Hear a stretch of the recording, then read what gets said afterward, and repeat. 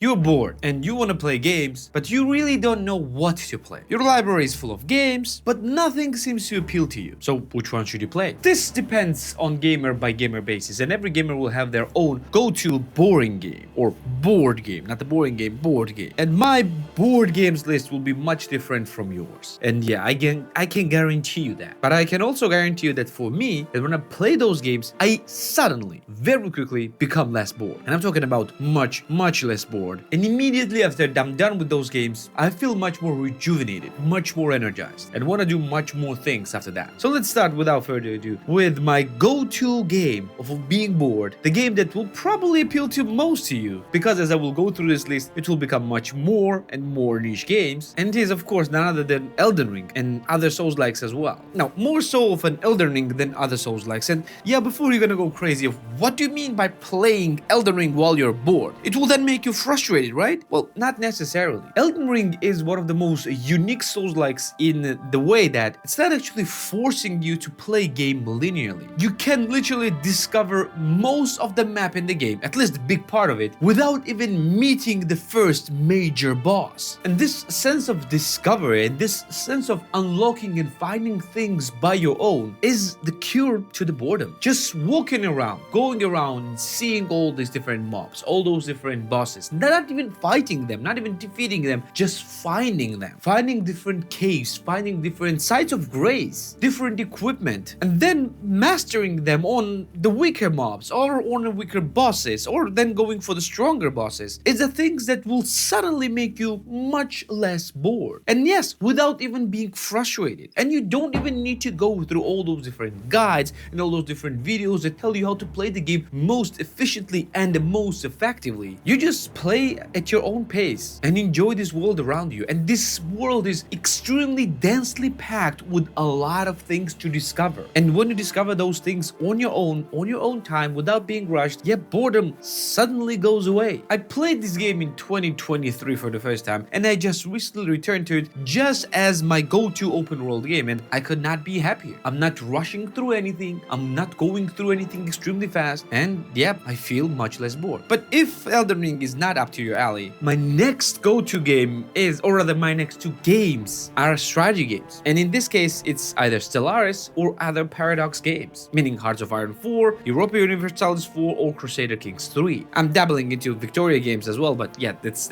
there, not there yet. So why Stellaris? Well, because it's a strategy game and you can do whatever the hell that you want in this game. And not just that, this is one of the few strategy games where a game actually advances even without you advancing through the game. Because this game has a lot of RPG elements, or rather story elements and storytelling elements in the game, the things are constantly happening around you. And those things are actually rather interesting. Like you discovering some interesting artifacts or interesting species, or how your factions are affecting each other, and how the political games are happening between you and other nations or other races, and how other races are actually affecting each other. And those smaller things is keeping you constantly busy, keeping you constantly reading, constantly finding out what is happening. And when you are busy, you are not bored. That's actual cure to the boredom. When you are busy doing actual things, you don't have time to be bored. So that's why I'm playing games like that. That's why I'm playing Stellaris. And because the setting of Stellaris is appealing to me more than the most games, I also like it because of that. And the same thing is with one of the latest Paradox games, Crusader Kings 3. It's also built in a way that it's constantly keeping you busy and constantly telling you stories for your character or for other characters. And I absolutely love this type of storytelling. I like when game is actually giving me things to do. And again, when I'm busy with those things, I'm not bored. And next game is also important because you are not being given things to do. You are doing things by yourself and you want to do more and more things. And this game is none other than Factorio and other factory building games. And I'm going to put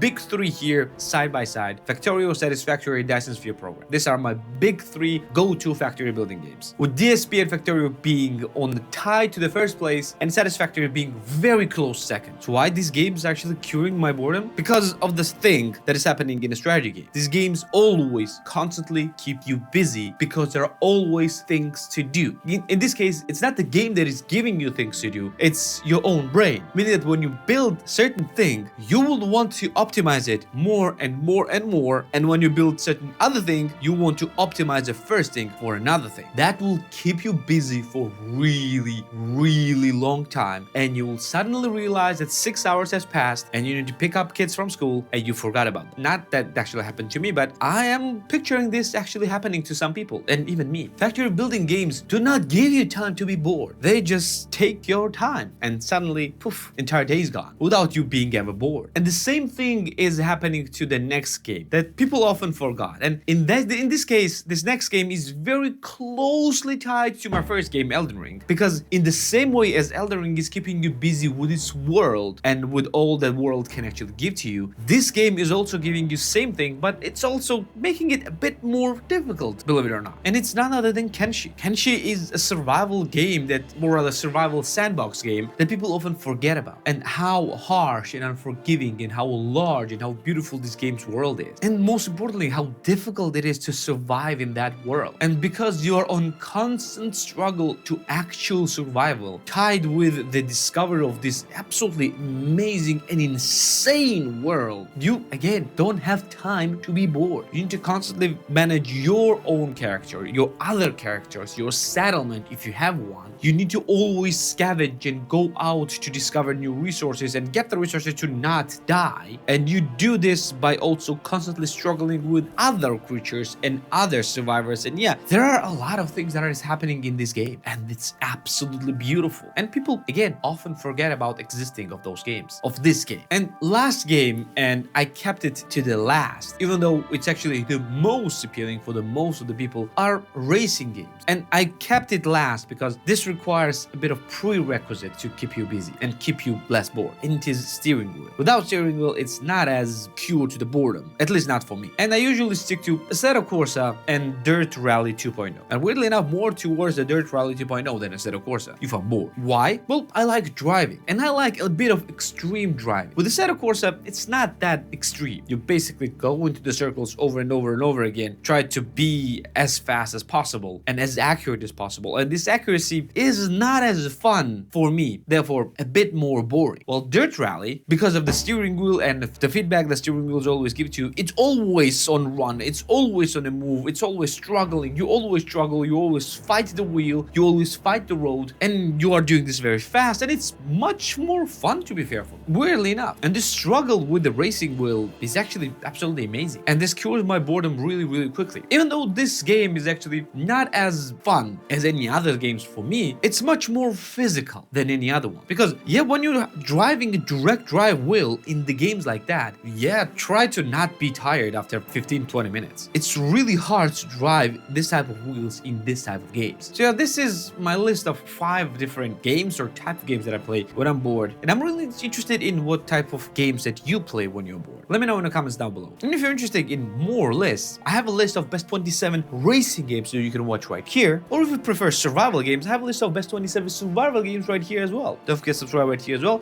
This is me for today, and I'm going to see you in the next one. Take care.